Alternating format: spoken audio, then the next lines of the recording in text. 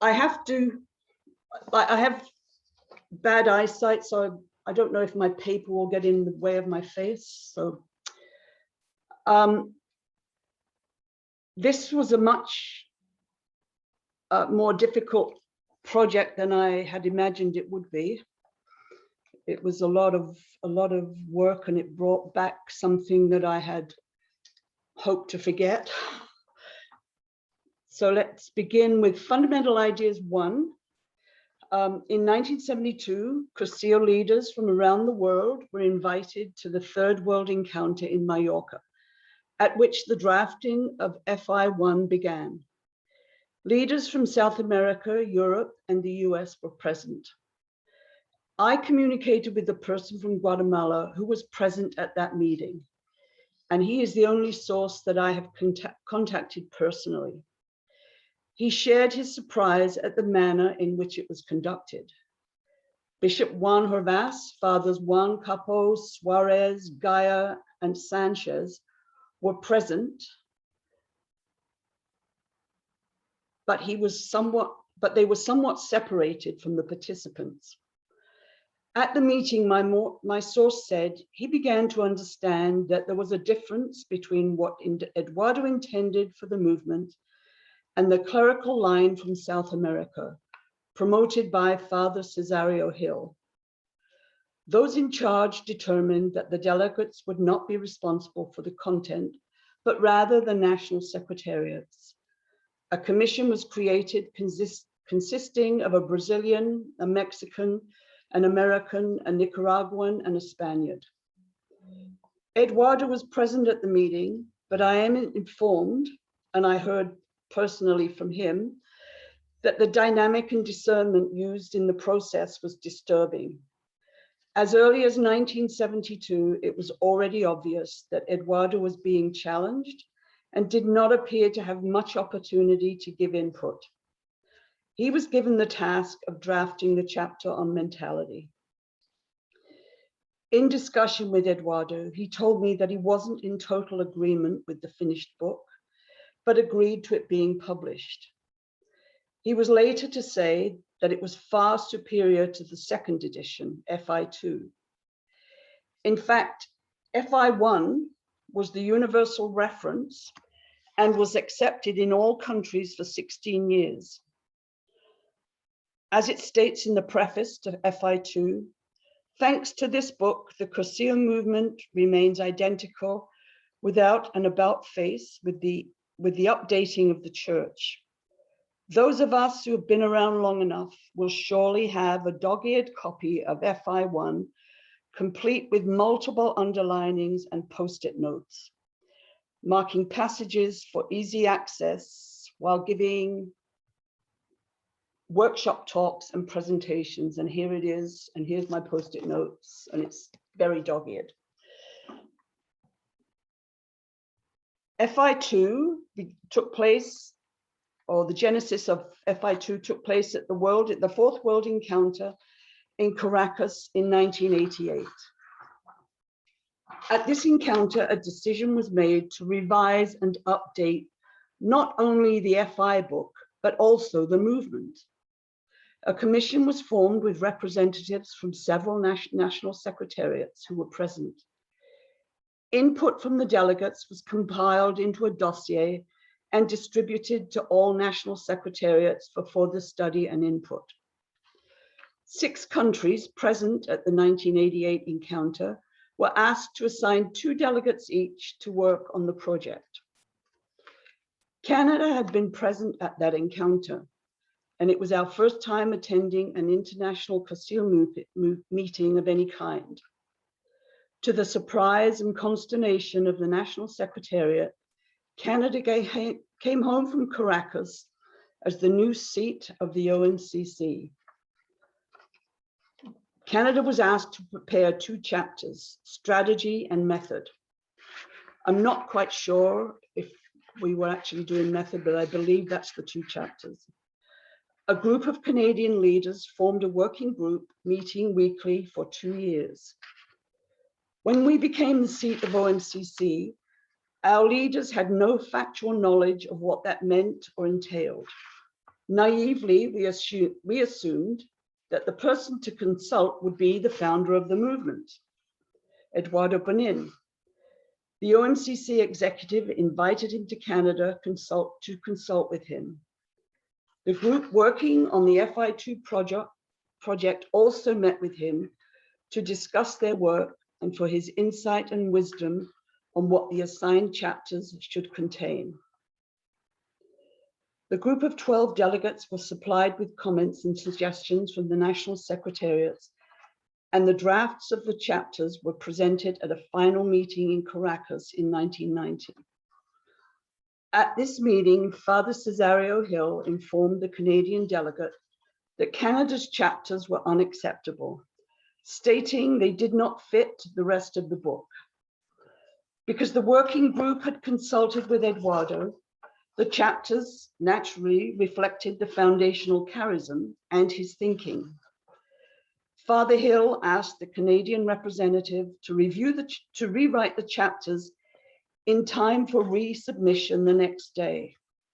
She refused, saying that the group had worked for 2 years together and she did not have the authority to do what he requested. The next day, Father Hill presented a version of the 2 chapters, and the Canadian submission never saw the light of day. When the final draft was completed, it was sent to the national secretariats for their comment and input. Eduardo Bonin and Mallorca were not invited to contribute anything, but they sent a response to those in charge of compiling the book, signed by Eduardo, Francisco Forteza, and Father Suarez. It was entitled Suggestions to the Update of the Fundamental Ideas Project. Eduardo was told that their suggestions had arrived too late for consideration. Eduardo's primary and most pertinent point was that the importance of the person and the lay nature of the movement had been lost. Cursillo is Christ-centered, but the person is the goal.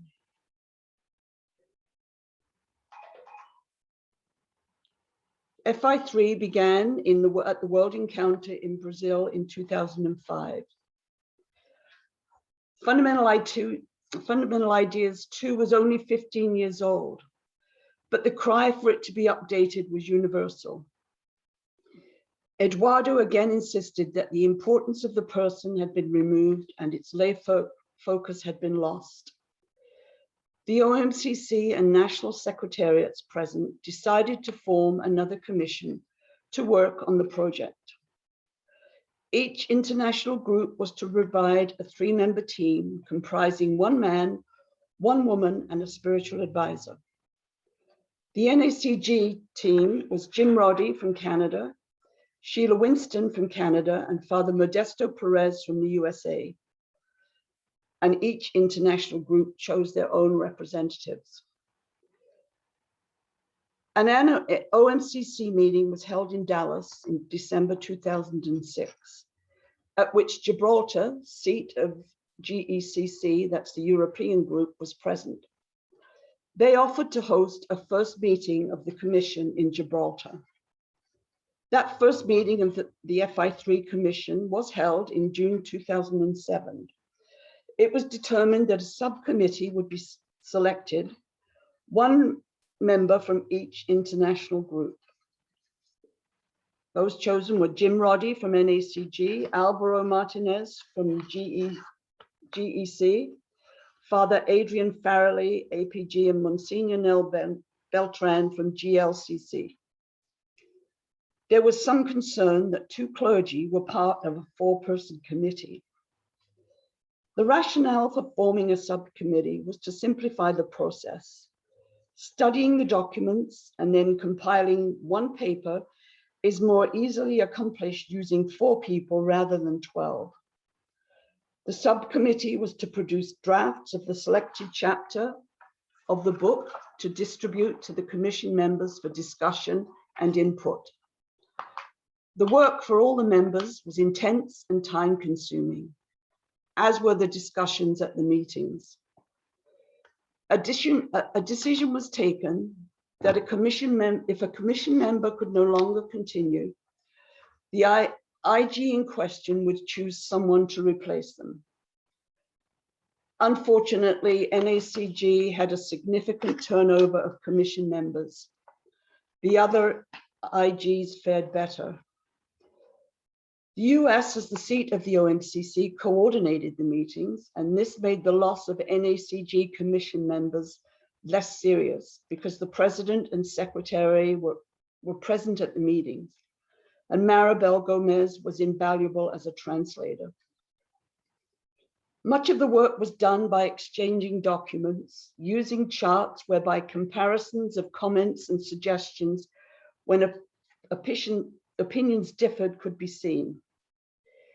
NACG and APG, that's the Asia Pacific group, were dealing with GECC and GLCC. GLCC is the Latin American group. Given the different mentalities and commitment to the foundational charism, the work was long and arduous. Full in-person meetings were held in Gibraltar, Dallas, and Miami for the first 3 years, and the subcommittee met twice in person. We then communicated by frequent emails and Skype conference calls.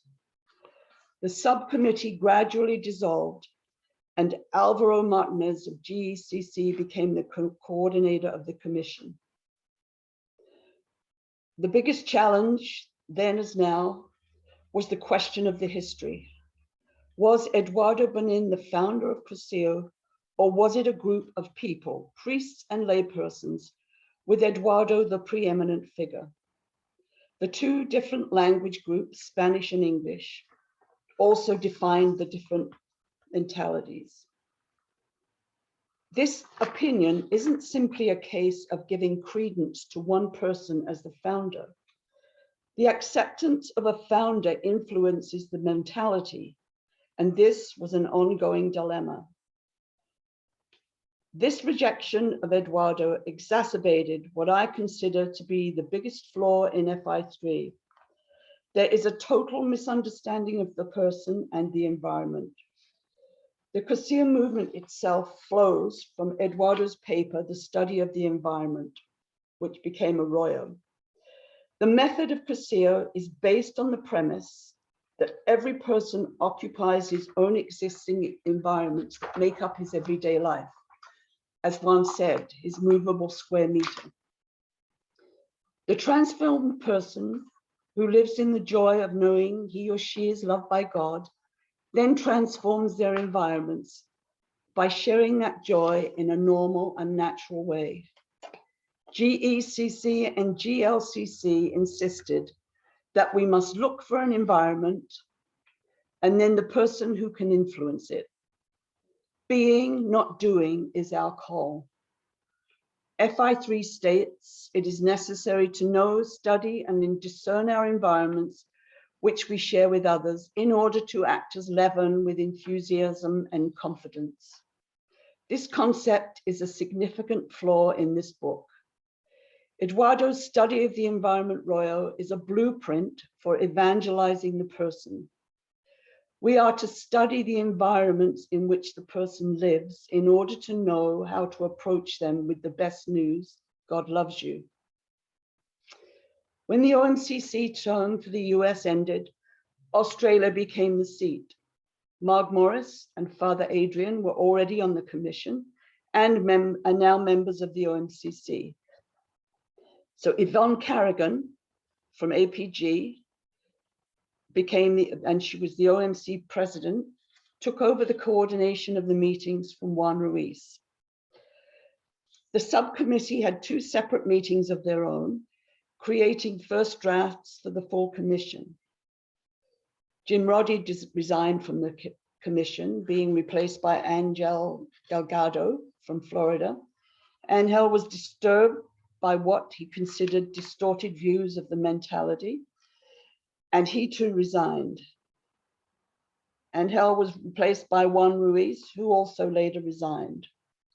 Father Modesto had also resigned and was replaced by Father David Smith. The NACG then only had Father David and me as commission members rather than the required 3. Father David was unable to participate regularly, and for most of the meetings, I tried to put forward the mentality of the foundational charism, and it was a lonely place to be, I have to add. The work continued. It was ongoing and intense. The study and discussions were very, very detailed. We would frequently come to a decision, only to have the GECC come to the next meeting with a new idea. GLCC and GECC worked together as one. I admit that I shared everything with Mallorca and they gave me their input, with which I was then able to provide them with a voice. Mark Morris of APG was helpful to me personally.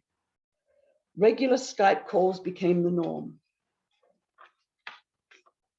Subsequent to a Skype conference call in October 2013, only weeks prior to the World Encounter in Brisbane, Alvaro Martinez of GLCC and coordinator of the commission expressed his opinions about how we should proceed. The work had stalled because the commission members could not agree on how the original history should be worded. And this in turn made completion on the chapter on charism difficult. He posed some urgent questions that needed to be resolved. I have included the questions and outcomes in the text, but I can't mention them here because the presentation is limited by time restraints, but they are in the written document. Question 1 was, what can we present at the World Encounter? And you can see there, option A, option B, and the outcome was, it was agreed that we would present to the World Encounter some version of Fundamental Ideas, 3rd edition, for approval. Yvonne Carrigan, as chair, was to introduce the topic and give a presentation of the work to date. Question 2 was, what can we do with the chapter on history? The outcome, after a lengthy and frank discussion, a vote was taken. Option A received 7 votes and option B received 3. This meant the chapter on history was removed from the draft of the 3rd edition of Fundamental Ideas. And the reasons for this decision will be given at the World Encounter. And it doesn't say this, but they had decided that they would employ a professional historian to research the history. And then it was questions about the charism. What can we do with the chapter on charism? The above outcomes were presented at the World Encounter. From the delegates present, the question was posed, how would the commission proceed to completion? It was agreed they would proceed using Skype conference calls. Another question was, why can a final vote not be taken at the World Encounter? And the answer was the work was not complete. And that was in October of 2013. It was decided that the work wasn't complete. A vote was taken and 17 national secretariats approved the draft as presented and 6 abstained or voted no. The NACG member countries abstained. The president of the OMCC had communicated with the PCL, which is now the dicastery, via email on October the 16th, 2013, regarding the statutes in relation to the history to be included in FI3. The PCL informed the OMCC executive by a letter dated October 21, 2013, that the history chapter must agree with that which is written in the statutes.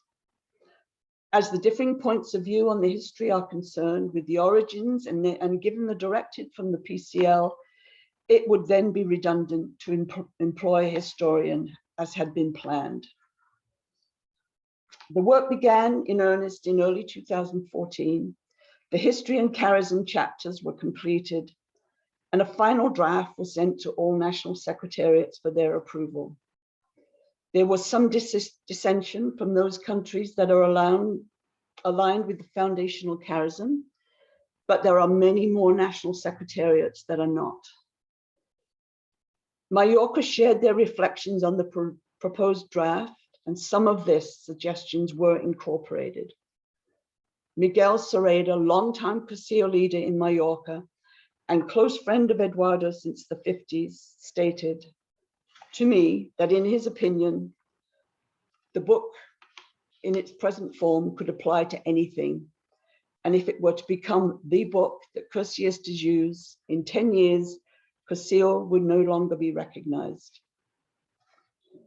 Once the final draft was produced in September 2015, I expressed my feelings and concerns to the Commission as the NACG representative. I stated that the work was not yet done. There were still points about which we disagreed, but they were vitally important points. I believed at that time that none of the NACG countries would use the book because of its flaws and incompleteness. Time has proved me wrong on that opinion. But Canada does not use or promote FI3. We attempt to share with our Canadian CACIistas the foundational charism as we learned it from Eduardo and now from the Mallorcan School of Leaders. It is not what is in the book, rather than what's not in it that creates a problem for Canada. It's missing many important points. The seat of OMCC passed from APG Australia to GECC Portugal at the end of 2015, and they proceeded with publishing the book. In the first ordinary meeting of the new OMCC held in Freising, Munich, Germany, in April of 2016, the OMCC presented a reflection on the new FI3. In the reflection, they pointed out that there are strong differences of opinion regarding the mentality, and if nothing else, their presentation should have provoked some degree of reflection in the listeners. Portugal, incidentally, is a faithful proponent of the foundational charism, as they have learned it from close association with Eduardo and Mallorca. Fundamental Ideas 3 is now available for any national secretariat that wishes to use it as a resource. And I have to say that in the back of the English version, there is something that's not in the Spanish version. And what is in the back of the book of the English version is sort of kind of on the money. So anyway, that's the chronology, and I just say de colores to you all. Thank you, Thank you, Sheila. Margaret. Dolores, Sheila, thank thank you. you. Dolores. Thank you for sharing. Sheila, I love you. De colores, thank you. Thank you for sharing. Beautiful. You bring a smile, Sheila. Thank you. Thank you, Sheila. Thank you, De Sheila. colores. De colores. Nada. Well, and I want to say something that Sheila said in English at the end in Spanish, if you give me a second, please, and then we'll move on to our spiritual summation. Sheila dijo algo al final que no estaba en el esquema, que a diferencia del libro de Ideas Fundamentales 3 en español, el de inglés contiene una sección atrás que es muy acertada y es la comparación. Hay una tabla comparativa ahí atrás. Entonces, pues tendremos que ver cómo arreglar eso. Pero nada más para que sepan los que son bilingües, si quieren buscarse una copia en inglés y pueden ver lo que hablaba Sheila, que está en la parte de atrás de Ideas Fundamentales 3 en inglés, que no está en el de español. Gracias. So now, let me stop this recording because we're recording each rollo separately so that we can make them available.